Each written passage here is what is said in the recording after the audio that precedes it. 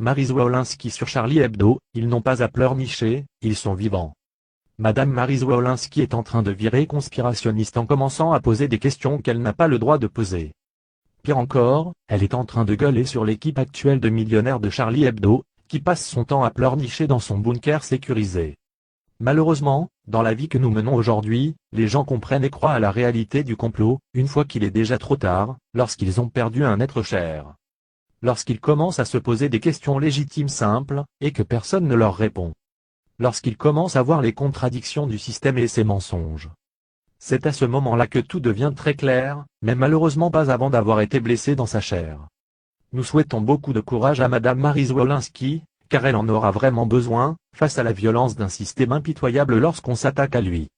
Maryse Wolinski peine encore à se confier sur sa vie, depuis la mort de son époux Georges Wolinski, assassiné par les frères Kouachi, le 7 janvier 2015 dans l'attentat à Charlie Hebdo.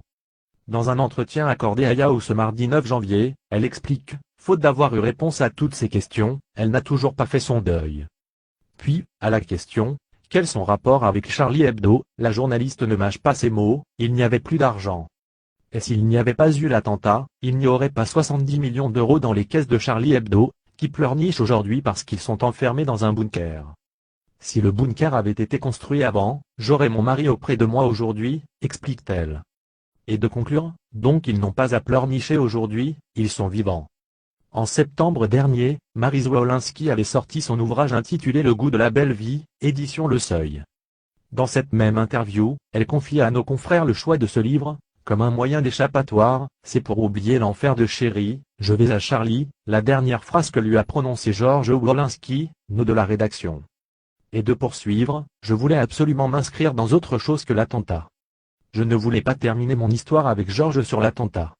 J'ai eu envie de dire les bons moments, les vrais bons moments de notre vie.